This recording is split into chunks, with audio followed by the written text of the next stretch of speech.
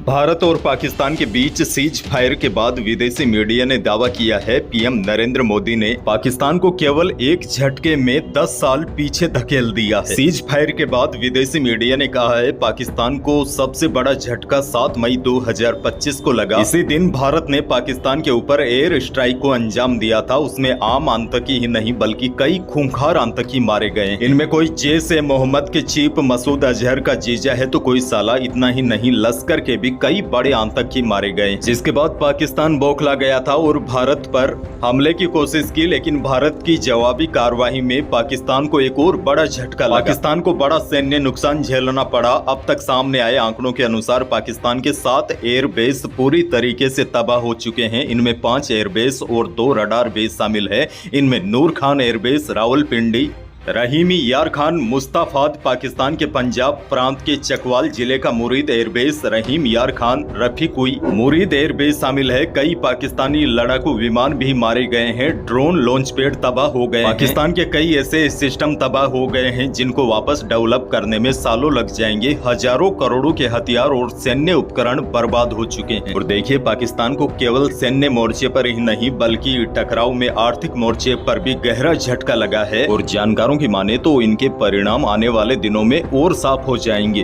कुछ ही दिनों के बाद पाकिस्तान के नेता यह खुद कबूल करते हुए दिखाई देंगे कि भारत ने उनको कितना बड़ा झटका दिया है। पाकिस्तान जान गया था कि भारत का अगला कदम काफी बड़ा होने वाला है, इसीलिए पाकिस्तान अब शांति की बातें करने लगा है और अपनी हार की खुशियां मना रहा है। पाकिस्तान की सर्विलांस रडार प्रणाली पूरी तरीके से तबाह हो गई है। इसके अलावा पाकिस्तानी वायुसेना के F-16 फाइटर प्लेन को भारत ने मार गिराया। वहीं लाहौर में एक एयर डिफेंस सिस्टम को पूरी तरीके से नष्ट कर दिया। और बड़ी बात यह है, फॉरेन एक्सपर्टों का मानना है कि इस पूरे मसले में भारत का पक्ष काफी मजबूत रहा। भले ही अमेरिका ने भारत और पाकिस्तान के बीच जारी टकराव की मध्यस्थता की, लेकिन भारत का पक्ष मजबूत रहा और पाकिस्तान आज वैश्विक स्तर पर अलग थलग पड़ गया। दुनिया के अधिकांश देश अब यह मानने लगे हैं कि पाकिस्तान विश्व शांति और सुरक्षा के लिए खतरा है। और देखिए, बड़ी जानकारी आपको दे दूं, जानकारों की माने तो भले ही पाकिस्तान और भारत के बीच सीज फायर हो गया है, लेकिन पाकिस्तान की आर्थिक तौर पर कमर तोड़ने की तैयारी अब शुरू होगी।